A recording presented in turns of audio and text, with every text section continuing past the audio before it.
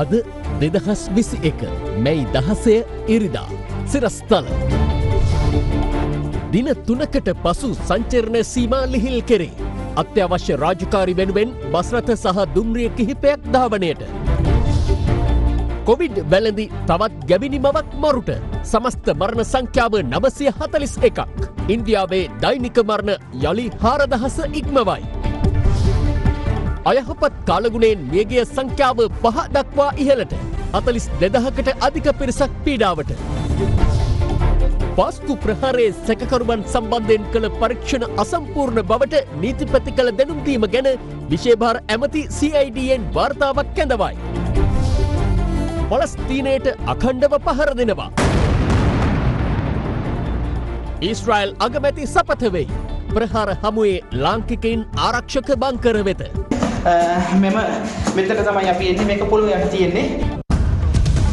From Ada Derana, this is Ada Derana Prime Time with Vasanti Nanayakara and Shatara Albis.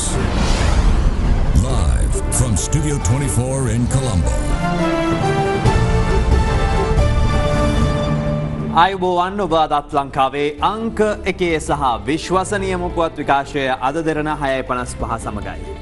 දින 3ක් පුරා අඛණ්ඩව ක්‍රියාත්මක වූ දීප ව්‍යාප්ත සංචරණ සීමාව හෙට අලුයම 4 සිට ඉවත් කෙරෙන බව පොලිස් මාධ්‍ය ප්‍රකාශක නියෝජ්‍ය පොලිස්පති අජිත් රෝහණ මහතා පවසනවා. කෙසේ වෙතත් හෙට රාත්‍රියේ සිට මැයි 31 වෙනිදා දක්වා සෑම දිනකම රාත්‍රී 11 සිට පසු දින අලුයම 4 දක්වා කාලය තුල අත්‍යවශ්‍ය සේවා සහ භාණ්ඩ ප්‍රවාහන කටයුතු හැර සෙසු සියලු සංචරණයන් තහනම් වනවා.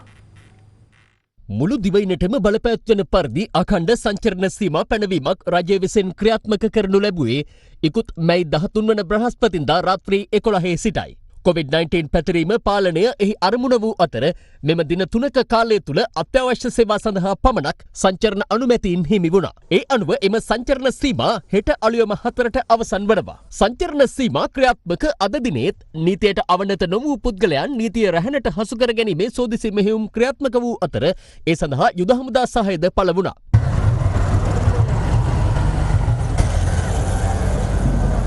මෙලෙස සංචරණ සීමා පැන වූ කාලය තුල ධාවනය වූ ලොරි රථයක් තලවත්තුගොඩ පොලිස් මාර්ග බාධකයේදී නතර කෙරෙනු අතර පොලිස් නිලධාරීන් අදාළ ලියවිලි ඉල්ලා සිටීමත් සමග එහි බතගැටුමක් නිර්මාණය වුණා.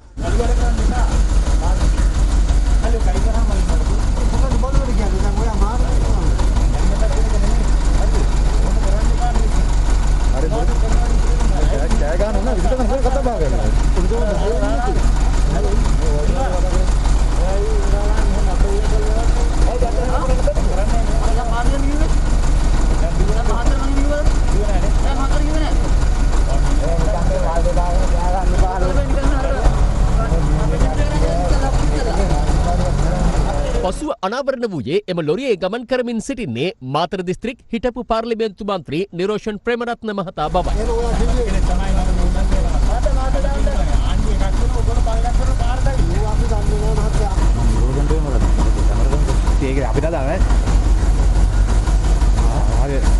මේ අතර සංචරණ සීමා පවතිද්දීම පිටකොටුව තොග වෙළඳ සැල් අද උදැසන යලි තොග වෙළඳාම සඳහා විවෘත කෙරුණේ වෙළඳ අමාත්‍ය බන්දුල ගුණවර්ධන මහතා ඊයේ සිදු කළ දැනුම් දීම මතයි.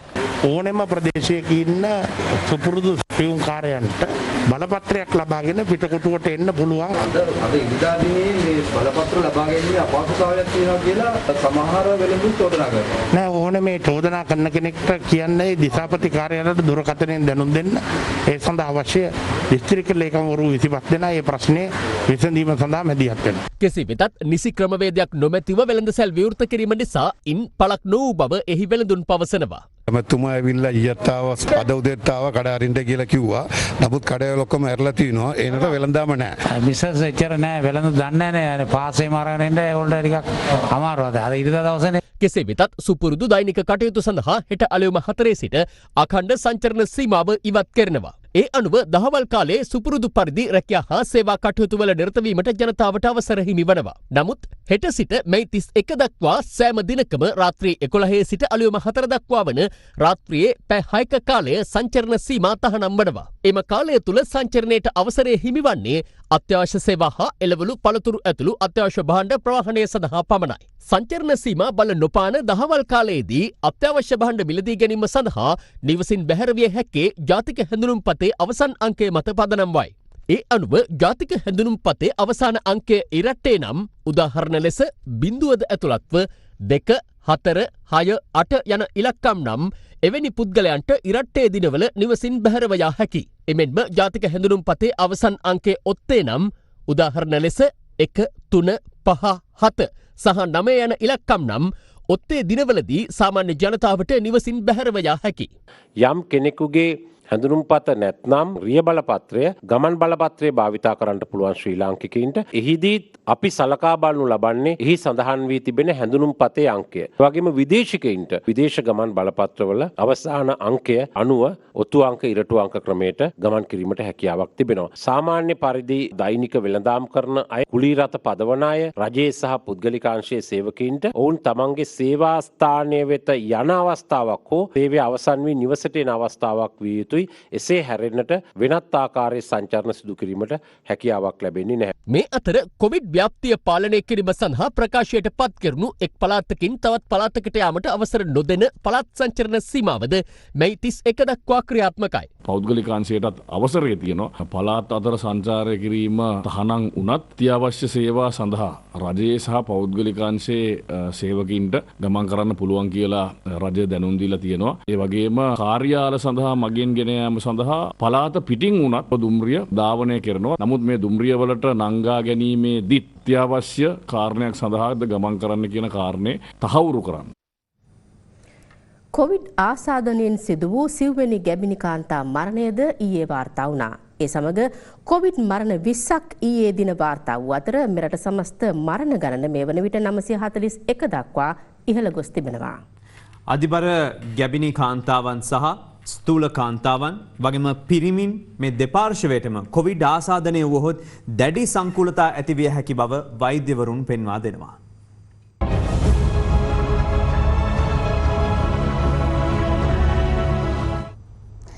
අකණ්ඩව 7 වැනි දිනටත් මෙරට දෛනික කොවිඩ් ආසාදිතයන් ගණන ඊයේ 2000 ඉක්මවා වාර්තා වුණා.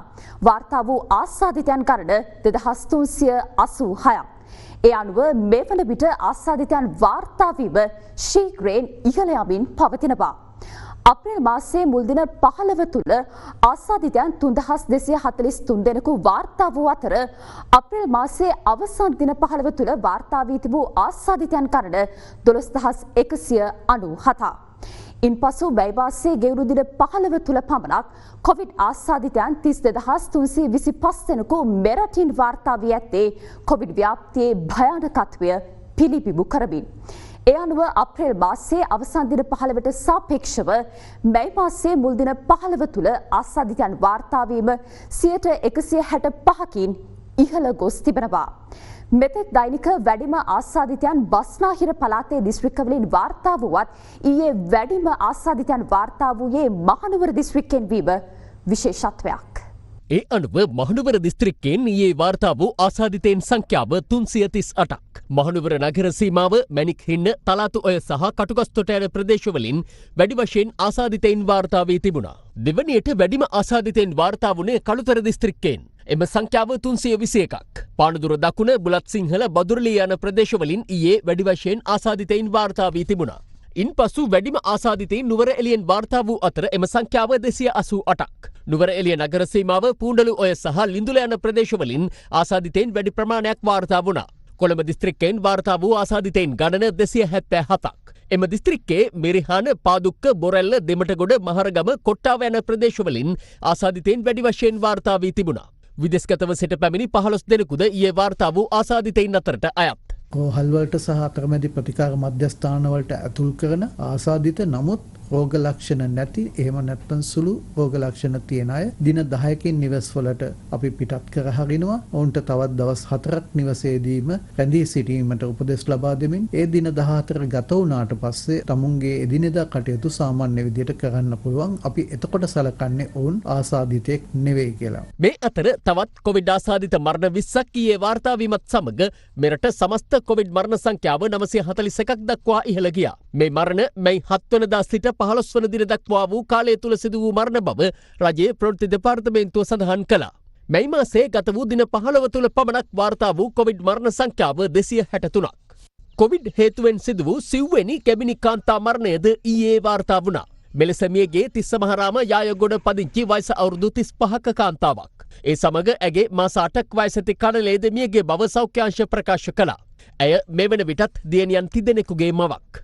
අප්‍රේල් 29 වනදා මහරගම ප්‍රදේශයේ පැවති කොටහළු සාදයකට මෙම කාන්තාව ඇතුළු පවුලේ 12 දෙනෙකු සහභාගී වී තිබූ අතර එම සාදයට සහභාගී වූ මහරගම පදිංචි 17 දෙනෙකු ආසාදිතයින් ලෙස පසුව හඳුනාගෙන තිබුණා. මෙම ගැබිනි මවටත් ඉකුත් 5 වනදා උණ සහ හුස්ම ගැනීමේ අපහසුතා ඇතිවීමෙන් දෙබරවැව රෝහලට ඇතුළත් කළ අතර සිදු කළ පරීක්ෂාවේදී ඇය සහ සැමියා ආසාදිත බවට තහවුරු වී තිබෙනවා. ඉන් අනතුරුව ගැබිනි මව මාළඹේ නෙවිල් ප්‍රනාන්දු රෝහලටත් සැමියා අම්බලන්තොට රෝහලටත් ප්‍රතිකාර සඳහා ඇතුළත් කෙරුණත් එම කාන්තාව මෙලොව එළිය නොදුටු තම දරුවාද සමගින් මිය ගියා.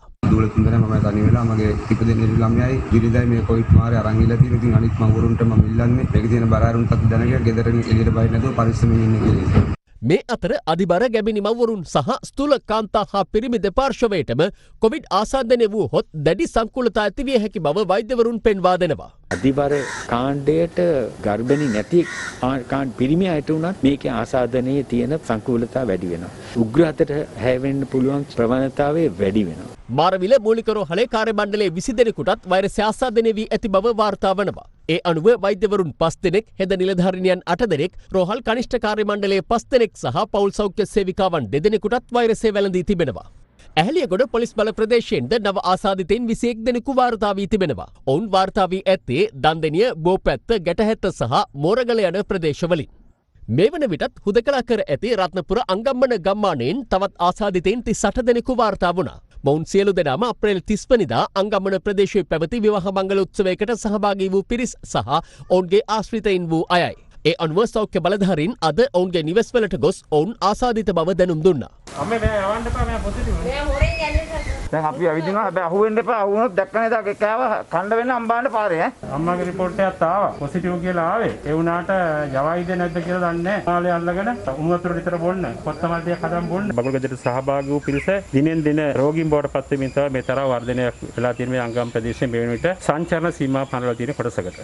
මෙවැනි පසුබිමක රෝග ලක්ෂණ නොපෙන්වන කොවිඩ් ආසාදිතයින් සිය නිවෙස්වලම නියාමනය කිරීමට හා ප්‍රතිකාර ලබා දීමට කටයුතු කරන බව කොවිඩ් රෝග පාලන රාජ්‍ය අමාත්‍ය වෛද්‍ය සුදර්ශනී ප්‍රනාන්දු පුල්ලේ මහත්මිය ඊයේ ප්‍රකාශ කළා. රෝග ලක්ෂණ පෙන්නුම් කරන්නේ නැති PCR පොසිටිව් අයව ගෙදරදී නියාමනය කළා. යම්කිසි සංකූලතාවයක් එනකොට ඒගොල්ලන්ව රෝහල් පද්ධතියට යොමු කරන්න සමුදා සිට මේ වැඩපිළිවෙල ආරම්භ කරන්න අපි බලාපොරොත්තු වෙනවා. එහෙම කරනවා නම් අපිට ඒකට ක්‍රමවේදයක් සෞඛ්‍ය අමාත්‍යාංශයෙන් ඒ දැනුවත් කිරීම කරලා නැහැ. ඉතින් ඒක නිසා හෙට ඉඳන් ක්‍රියාත්මක වෙනවද නැද්ද කියන එක ගැන කීමේ අපහසුතාවයක් තියෙනවා. සෞඛ්‍යධාරී කාර්යාලවල දැනට ඉන්න වෛද්‍යවරු කිසිසේත් ප්‍රමාණවත් නැහැ. මේ නිවෙස්වල ඉන්න අයට වෛද්‍ය රැකවරණය ලබා දීම සඳහා ඖෂධ සෞඛ්‍යධාරී කාර්යාලවල නැහැ. ඒ වගේම අදිසියේ නිවෙස් තුල ඉන්න රෝගියෙක් අසාධ්‍ය තත්ත්වයට පත් වුණොත් එහෙම ඔහු කඩිනමින් රෝහලක් හෝ වෛද්‍ය ප්‍රතිකාරක මධ්‍යස්ථානයක් කරා යොමු කළ යුතු වෙනවා. එහෙම යොමු කිරීම සඳහා අවශ්‍ය පහසුකම් අපි සෞඛ්‍යධාරී කාර්යාලවල නැහැ. අපි සූදානම් නිවෙස් තුල ඉන්න රෝගීන් රැක බලා ගන්න. නමුත් ඒ අවශ්‍ය යටිතල පහසුකම් සියල්ල වහාම සම්පූර්ණ කළ යුතුයි. ඒ අනුව මෙම තීරණය සම්බන්ධයෙන් කොවිඩ් රෝග පාලන රාජ්‍ය අමාත්‍යවරිය අද මෙලෙස අදහස් පළ කළා. ඒ ගැනත් කතා කරගෙන යනවා. මොකද ඒකට හරියට ගයිඩ්ලයින් එක හැදෙන්න ඕන. අතිගරු ජනාධිපතිතුමා එක්කත් කාර්යසාධක බලකායේදීත් මේක පැහැදිලිව කතා කරන්න ඕන කියලා ගරු ඇමතිතුමිය ප්‍රකාශ කළා. ඒ ඊට පස්සේ තමයි මේක ක්‍රියාත්මක කරන්න වෙන්නේ. අද තවත් නව ආසාදිතයන් 1732 දෙනෙකු වාර්තා වූ බව යුද හමුදාපති ජෙනරාල් ශාවේන්ද්‍ර සිල්වා මහතා ප්‍රකාශ කළා. ඒ අනුව මෙරටින් හඳුනා ගන්නු සමස්ත කොවිඩ් ආසාදිතයන් ගණන 1,42,203ක්. ප්‍රතිකාර ලබමින් සිට සුවය ලබා අද පිටත්ව ගිය 1102 දෙනා සමග පූර්ණ සුවය ලැබූ සංඛ්‍යාව 1,18,322ක්. ඒ අනුව තවදුරටත් ප්‍රතිකාර ලබන ආසාදිතයින් ගණන 22,940ක්.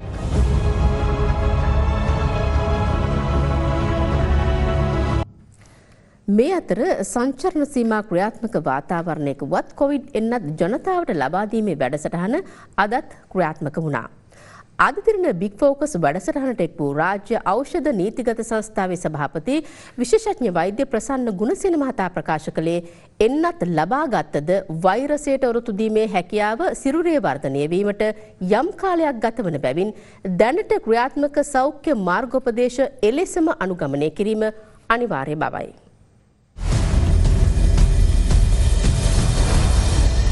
COVID-19 වෛරසයට එරෙහි එන්නත් කරන වැඩසටහන අද දිනේත් බස්නාහිර පළාතේ ස්ථාන රැසකදී ක්‍රියාත්මක කෙරුණා.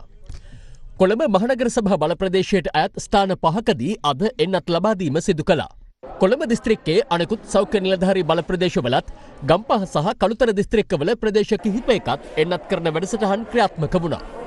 කෙනෙකුට යම් කිසි විදිහක COVID-19 රෝග ලක්ෂණ එහෙම තියෙනවා නම් ඒ එන්නත ලබා ගැනීම සුදුසු නැහැ. වගේම තමයි යම් කිසි කෙනෙකුට එන්නත ලබා ගත්තට පස්සේ තමුන්ගේ ඇඟේ ඒ අවස්ථාවේ ආසාදනය තියෙනවා නම් ඒ අය ඉදිරියේදී ආසාදිතින් බවට පත් වෙන්න පුළුවන්. ඒ වගේ කෙනෙකුගෙන් තවත් කෙනෙකුට රෝගය ව්‍යාප්ත වෙන්නත් පුළුවන්. යම් කිසි කෙනෙකුට එන්නත ලබා ගත්තන් පස්සෙත් COVID-19 සමාන රෝග ලක්ෂණ එනවා නම් ඔවුන් රෝහලකට හෝ සෞඛ්‍ය කංශවලට දැනුම් දීමකින් ඒ අනුව කටයුතු කිරීම ඉතාමත්ම වැදගත්. ඊයේ දිනේ වන විට මෙරට පුද්ගලයන් 12,88,560 දෙනෙකුට එන්නත් මුල් මාත්‍රා ලබා දී තිබෙනවා. සයිනෝෆාර්ම් එන්නතේ පළමු මාත්‍රාව පුද්ගලයන් 3,48,619කටත් එහි දෙවන මාත්‍රාව 2,435 දෙනෙකුටත් ලබා දී අවසන්. එසේම මේ වන විටත් ස්පුට්නික් V එන්නතේ පළමු මාත්‍රාව පුද්ගලයන් 14,699 දෙනෙකු සඳහා ලබා දී තිබෙනවා. ඇස්ට්‍රාසෙනෙකා එන්නතේ පළමු මාත්‍රාව ලබාගත් 9,25,242 දෙනා අතුරින් පුද්ගලයන් 2,65,465 දෙනෙකුට මේ වන විට එහි දෙවන මාත්‍රාවද ලබා දී අවසන්. කෙසේ වෙතත් ඇස්ට්‍රාසෙනෙකා එන්නතේ පළමු මාත්‍රාව පමණක් ලබාගෙන සිටින අනෙක් පිරිසට දෙවැනි මාත්‍රාව ලබා දීම සඳහා ප්‍රමාණවත් එන්නත් තවමත් ලැබී නොතිබීම සම්බන්ධයෙන් අප කොවිඩ් පාලන කටයුතු රාජ්‍ය අමාත්‍යවරියගෙන් විමසුවා. දෙවැනි එන්නත කොහොමත් ඉතින් ආනයනය කරන්න අපි සියලුම පාර්ශව ඒ සඳහා වෙහෙසෙනවා. මොකද ඒ නිර්දේශ වෙනවා සති 14යි 16යි අතර දෙවැනි මාත්‍රාව ගන්න කියන එක තමයි දැන් ජාත්‍යන්තරවත් නිර්දේශ වෙන්නේ. තියෙන අපිත් උත්සාහය දෙන්නේ අපිට ලක්ෂ 6ක මාත්‍රා ප්‍රමාණයක හිඟයක් තියෙනවා. ඒ මාත්‍රා කොහොම හරි අරගෙන ජනතාවට ලබා දෙන්න අපි කටයුතු කරනවා. මේ සම්බන්ධයෙන් අද දෙරණ බිග් ෆෝකස් වැඩසටහනේදීත් සාකච්ඡාවට ලක් වුණා. මේ AstraZeneca දෙවන මාත්‍රාව ගන්නවා නම් මොන රටවල් වලද මේව තොග වශයෙන් තියෙනවා කියලා ඔබතුමාලා දැනගෙන තියෙන්නේ? ඔස්ට්‍රේලියා ඊට පස්සේ යුරෝපියානු රටවල් ගණනාවක් ප්‍රංශය ඩෙන්මාර්ක් වගේ රටවල් ගණනාවක් ඊට අමතරව ඇමරිකාවත් එක්කත් අපි සාකච්ඡා ගණනාවක් පැවැත්තුවා. ඒවත් ඉතා හොඳ ප්‍රතිඵල තියෙනවා. ඒ දුන්නෙම නැත්තම් මොකද නැත්තම් ස්පුට්නික් ලයිට් කියලා තියෙනවා එන්නතක්. ඒ එන්නත දෙන්න වෙන්නේ එකවරයි. ඒ කියන්නේ එන්නත් දෙකක් අවශ්‍ය වෙන්නේ. ඒ වගේම ජොන්සන් ඇන්ඩ් ජොන්සන් ඔබ දන්නවා එක එන්නතයි ලබා දෙන්නේ. හිතන්න ජොන්සන් ඇන්ඩ් ජොන්සන් එන්නත දුන්නා කියලා. එතකොට එයාට ඒ එක එන්නතෙන් කොහොමත් ප්‍රතිශක්තිය එනවා. යම් විදිහකට පරණ එක බලපාන පරණ එක තිබ්බත් එකයි නැතත් එක්ක. මේවා ඔක්කොම කරන්න වෙලා තියෙන්නේ අපිට අවශ්‍ය ප්‍රමාණය එන්නත් නැති නිසා. නැත්තම් මෙහෙම කරන්න අවශ්‍යතාවයක් නැහැ. මට හොඳටම විශ්වාසයි ජූනි මාසයේ වෙනකොට ස්පුට්නික් හා සයිනෝෆාර්ම් කියන එන්නත් දෙක ලබා දීමත් ඔය අපි මං කලින් කියපු එන්නත් වර්ග වලින් යම් ප්‍රමාණයක් අපිට ලැබුණාම අපේ එන්නත් වැඩපිළිවෙලේ මිනිසුන් බහුතරයකට එන්නත් ලබා දෙන්න පුළුවන්. මේ වෙලාවේ වැඩිපුරම සයිනෝෆාර්ම් එන්නත ලබා ගනිමින් ඉන්නේ. ඒතකොට අපිට කොච්චර කාලයක් යනවද සාමාන්‍යයෙන් මේ එන්නත ලබා ගත්තයින් පස්සේ ප්‍රතිශක්තිකරණයක් ඇති වෙන්න? කිසිම කෙනෙක් මේ එන්නත් ගත්ත අය හිතන්න එපා අපිට දැන් ආරක්ෂාවක් තියෙනවා කියලා. ඔබ පරණ හිටිය මට්ටමේම තමයි ඉන්නේ සති දෙකක් යනකල්. ඒක නිසා ගෙවල් වලින් එළියට බහින්න නම් එපා.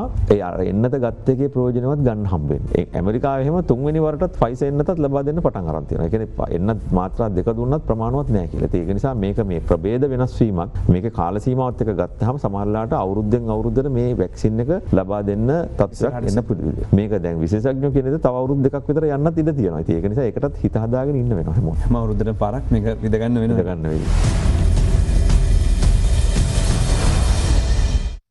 මේ අතර නැවතත් ඉන්දියාවේ දෛනික කොවිඩ් මරණ සංඛ්‍යාව 4000 සීමාව ඉක්මවා ගියා. මේ අතර දිල්ලි ලොක්ඩවුන් වැඩපිළිවෙල තවදුරටත් දීර්ඝ කිරීමට දිල්ලි මහ ඇමතිවරයා අද පියවර ගත්තා. කොවිඩ් මලසිරුරු විශාල වශයෙන් එක්රැස්වීම හේතුවෙන් අතිශයින් ගැටලුකාරී වාතාවරණයකට මුහුණ දී සිටින ඉන්දියාවෙන් ඊයේත් දෛනික කොවිඩ් මරණ යලි 4000 ඉක්මවා වාර්තා වුණා. ගෙවුණු සතිය තුළ පමණක් කොවිඩ් හේතුවෙන් මියගිය ඉන්දියානුවන් ගණන 20000කට අධිකයි. මේ අතර කොවිඩ් ආසාදිත බවට සැකකෙරෙන මලසිරුරු තවදුරටත් ගංගානම් නදියෙන් හමුවෙමින් තිබීම නිසා පොලිස් මුර සංචාර ආරම්භ කර තිබෙනවා. කොවිඩ් දෙවන රැල්ලෙන් දැඩි බලපෑම් එල්ල වී තිබෙන නේපාලයේ දෛනික කොවිඩ් මරණවල අසාමාන්‍ය වර්ධනයක් පෙන්නුම් කරනවා. ගත වූ පැය 24 තුළ එරටින් වාර්තා වූ මරණ ගණන 187ක්. කෙසේ වෙතත් කොවිඩ් පළමු රැල්ලේදී නේපාලයේ මරණ 50 සීමාවවත් ඉක්ම වූයේ නැහැ. සමස්ත ගොලිය කොවිඩ් ආසාධිතයන් සංඛ්‍යාව අද 16,32 ලක්ෂය ඉක්මවා ගියා. වසංගතයෙන් ලෝපුරා සිදුවී ඇති පුද්ගල මරණ සංඛ්‍යාව 33,85,000 ඉක්මවනවා. තමන් ගාසා තීරයට එල්ල කරන ප්‍රහාර කිසිසේත් නොනවත්වන බව ඊශ්‍රායල් අගමැති බෙන්ජමින් නෙතනියාහු පවසනවා. පවතින තත්ත්වය ගැන සාකච්ඡා කිරීමට එක්සත් ජාතීන්ගේ ආරක්ෂක කවුන්සිලය අද පස්වරුවේ රැස්වීමට නියමිතයි. ඊශ්‍රායලයේ සිටින ශ්‍රී ලාංකිකයින් කිහිප දෙනෙකු ඊයේ මෙන්ම අදත් තමන් මුහුණ දී ඇති බිහිසුණු අත්දැකීම් අද දෙරණට පැහැදිලි කළා. ඊශ්‍රායලය සහ පලස්තීනය අතර ගැටුම් ආරම්භ වී අදට දින 7ක්. ගාසා තීරයේ ඉහළම හමාස් නායකයාගේ නිවසට ඊශ්‍රායල් හමුදාව ගුවනේ සිට බෝම්බ හෙළනු ලැබුවා. විදෙස් මාධ්‍ය වාර්තා කළේ ඊශ්‍රායලය අද ගාසා තීරයට එල්ල කරන ලද ප්‍රහාරවලදී 26 දෙනෙකු මිය ගොස් ඇති බවයි.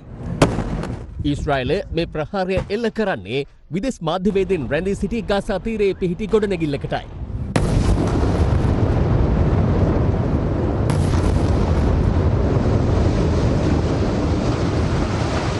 අල් ජසීරා, ඇසෝසියේටඩ් ප්‍රෙස් ආයතනවල මාධ්‍යවේදීන් සහ තවත් ස්වාධීන මාධ්‍යවේදීන් කිහිප දෙනෙකු එහි සේවය කරමින් සිට තිබෙනවා. නමුත් ඊශ්‍රායල් අනතුරු ඇඟවීම්වලට ඇහුම්කම් දෙමින් ප්‍රහාරයට පෙර මාධ්‍යවේදීන් එම ස්ථානයෙන් ඉවත්ව ගොස් තිබුණා.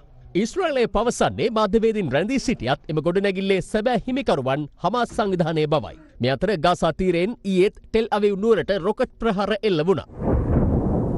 මේ ප්‍රහාරය සියසින් දුටු ටෙල් අවීව් නුවර සිටින ශ්‍රී ලාංකික මලී විතාරණ. ඊයේ මධ්‍යම රාත්‍රී 12:09ට පමණ ටෙල් අවීව් එකට මේ ප්‍රහාර කීපයක් එල්ල වුණා. සාමාන්‍ය විනාඩි 7ක 8ක පමණ කාලයක් එය නොනවතා එක දිගට තිබුණ ජීවිතේ පළමු වතාවට මම මේ අත්දැකීමට මුහුණ දුන්නේ. ඉතින් ඒ අවස්ථාවේදී බිල්ඩින් දෙදරලා යනවා. ඒ හරිම භයානකයි. ජීවිතේ ඉතින් අනුතරේ තමයි. නමුත් අපි හිතනවා ඉතින් මේ රටේ තියෙන ඒ දියුණුවත් එක්ක අපි සියලු දෙනාම ආරක්ෂා වෙයි සහ මේ දේශයත් ආරක්ෂා වෙයි කියලා. ටෙල් අවීව් නුවරට කිලෝමීටර 12ක් ඔබෙන් පිහිටි බෙන්ගුරියන් ගුවන් තොටුපළ ආසන්නයේ රැකියාවක නිරත ශ්‍රී ලාංකික සම්පත් බණ්ඩාර පවසන්නේ ගාසා තීරයෙන් ඊයේ රාත්‍රිය පුරා රොකට් ප්‍රහාර එල්ල වූ බවයි. ඊයේ දහවලෙත් අපි ශ්‍රී ලංකිකයන් පිළිබඳව කතා කරන්නට දෙරන්ට උත්සාහ කළා. දහවලෙත් ඒ වෙලාවෙත් අපිට දැවැන්ත රොකට් මිසයිල් ප්‍රහාර පලස්තීනයේ හමාස් සංවිධානය එල්ල කරපු නිසා අපිට සිද්ධ වුණා බොහොම ඉක්මනටම අපේ ආරක්ෂිත ස්ථානවලට ගිහිල්ලා සුරක්ෂිතව රැඳී සිටින්නට. අපිට රොකට් මිසයිල් ප්‍රහාර එල්ල කරනකොට සෑම නිවසකම සෑම ගොඩනැගිල්ලකම ආරක්ෂිත ස්ථානයක් තිබෙනවා. මම පෙන්නන්නම් අපේ මේ ඉන්න ස්ථානයේ තිබෙන ආරක්ෂිත ස්ථානය. මෙතන තමයි අපි එන්නේ. මේක පොළොව යට තියෙන්නේ. බොහොම ආරක්ෂිතව අපිට ඉන්න පුළුවන්. එහෙම මිසයිලය ප්‍රහාරය පුපුරලා ගියාට පස්සේ අපිට පුළුවන් අපේ ස්ථාන වලට යන්න. ඉතින් මෙවැනි අපේ ජීවිත ආරක්ෂා කර ගැනීම බොහොම සුරක්ෂිත ක්‍රමවේදයක් ඊශ්‍රායලයේ තිබෙනවා. ගැටුම් ආරම්භ වූ දින සිට මේ දක්වා ගාසා තීරයේ පුද්ගලයන් 174 දෙනෙකු සහ ඊශ්‍රායල ජාතිකයන් 10ක් මිය ගොස් තිබෙනවා. ගාසාහි මරණයට පත් වූවන් අතර සටන්කරුවන් රැසක් සිටින බව ඊශ්‍රායලයේ පැවසුවත් පලස්තීන සෞඛ්‍ය අංශ පවසන්නේ මරණයට පත් වූවන්ගෙන් අඩක් පමණ කාන්තාවන් සහ දරුවන් බවයි. I can't do anything. All of this, I can't even do anything this morning. I just want to be a doctor or anything to help my people, but I can't. I'm just a kid. කලාපයේ උත්සන්න වෙමින් පවතින ගැටුම් සම්බන්ධයෙන් ඇමරිකානු ජනාධිපති ජෝ Biden දෙරටේ නායකයින් සමග දුරකථනයෙන් සාකච්ඡා කර තිබෙනවා. කෙසේ වෙතත් පවතින තත්ත්වය ගැන සාකච්ඡා කිරීමට එක්සත් ජාතීන්ගේ ආරක්ෂක කවුන්සිලය අද රැස්වීමට නියමිතව තිබෙනවා. පසුගිය දින කිහිපය තුළ දිවෙනට බලපෑ අයහපත් කාලගුණය හේතුවෙන් මේ වන විට පවුල් 11,074කට අයත් පුද්ගලයන් 42,252 දෙනෙකු පීඩාවට පත්ව සිටිනවා. ආපදා කළමනාකරණ මධ්‍යස්ථානය සඳහන් කළේ ආපදාවන්ගෙන් මියගිය ගණන 5 දිනකු දක්වා ඉහළ ගොස් ඇති බවයි.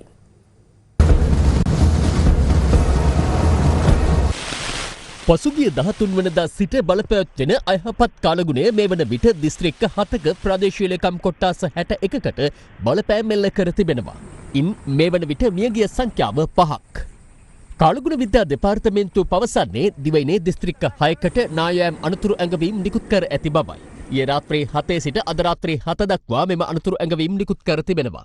ආපදා කළමනාකරණ මධ්‍යස්ථානය සඳහන් කළේ කැලණි, කළු, ගින්, නිල්වලා යන ගංගාවල ජලය තවදුරටත් ඉහළ මට්ටමක පවතින බවයි. ගින්ගඟ බද්දේගම ප්‍රදේශයෙන් පිටාර ගැලීමෙන් මාර්ග රැසක් අදත් ජලයෙන් යට වුණා. ඒ බද්දේගම උඩුගම මාර්ගය, බද්දේගම දොණංගොඩ මාර්ගය සහ බද්දේගම හික්කඩුව පැරණි මාර්ගයයි. කලගුණ විද්‍යා දෙපාර්තමේන්තුව පැවසුවේ පසුගිය පැය 24 තුළ දිවයිනේ වැඩිම වර්ෂාපතනය ගාල්ල බද්දේගමින් වාර්තා වූ බවයි. එය මිලිමීටර 62ක්. මේ මාපලගම පිටිගල මාර්ගයේ කොටසක් ගිලා බැසීමට ලක්වන ආකාරයයි.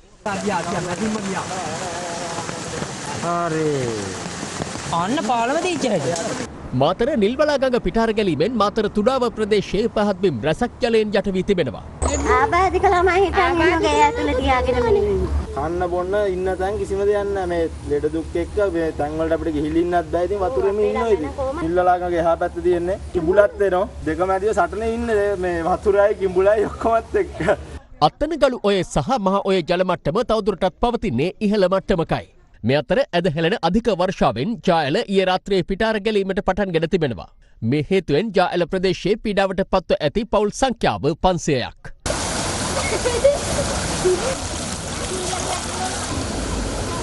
කාලගුණ විද්‍යා දෙපාර්තමේන්තුව සඳහන් කළේ ටවුටේ සුලිකුණාටුව දෙවෙනට උතුරු දෙසින් ඉන්දියාවේ ගුජරාට් දෙසට ගමන් කරමින් තිබෙන බවයි.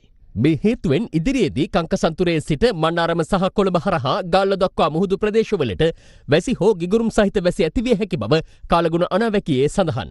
එහි වැඩිදුරටත් සඳහන් වන්නේ කංකසන්තුරේ හා මන්නාරම හරහා පුත්තලම දක්වා මුහුදු තීරය රළු ස්වභාවයක් ගන්නා බවයි.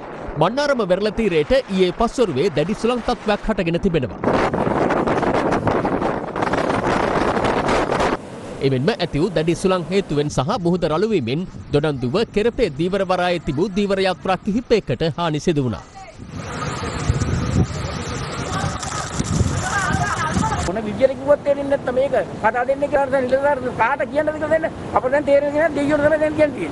දීවර හා නායක ප්‍රජාට විශේෂයෙන් කියන්නේ කංකසන්තුරේ ඉඳන් මන්නාරම හරහා පුත්තලම දක්වා තියෙන වෙරළබඩ තීරයට ඔබ්බෙන් තියෙන ගැඹුරු සහ නොගැඹුරු මොහොත් තීරවල මේ සුළි කුණාටු හේතු කරගෙන තවදුරටත් අවදානම් තත්ත්වයේ තියෙනවා.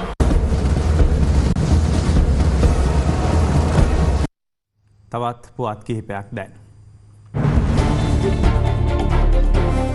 පාස්කු ප්‍රහාරයේ සැකකරුවන් සම්බන්ධයෙන් කළ පරීක්ෂණ අසම්පූර්ණ බවට නීතිපතිවරයා කළ දැනුම් දීම පිළිබඳව තමා අපරාධ පරීක්ෂණ දෙපාර්තමේන්තුවෙන් වාර්තාවක් ඇඳවා ඇතැයි මහජන ආරක්ෂාව පිළිබඳ අමාත්‍ය රියා අද්මිරාල් සරත් වීරසේකර මහතා පවසනවා. අයිස් මද්‍රව්‍ය භාවිත කරමින් වැලිකඩ රාජගිරිය අවන්හලක සාදයක් පවත්වමින් සිටි පුද්ගලයන් 7 දෙනෙකු බස්නාහිර දකුණු අපරාධ කොට්ටාසය විසින් අත්අඩංගුවට ගනු ලැබුවා. ඒ අතරට කාන්තාවන් 2 දෙනෙකුද අයත්.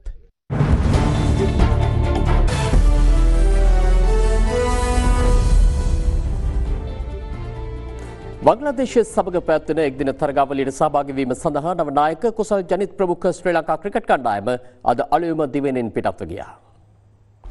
2023 එක්දින ක්‍රිකට් ලෝක කුසලානයට ඍජුව සුදුසුකම් ලබා ගන්නේ කණ්ඩායම් 13ක සහභාගීත්වයෙන් පැවැත්වෙන ලෝක කුසලාන සුපර් ලීග් තරගාවලිය අවසානයේ වැඩිම ප්‍රසාද ලකුණු ලබන කණ්ඩායම් 8යි. ඒ සඳහා එක් කණ්ඩායමකට 2020 ජුනි සිට 2023 මාර්තු දක්වා හිමිවන තරගාවලි සංඛ්‍යාව 8ක්.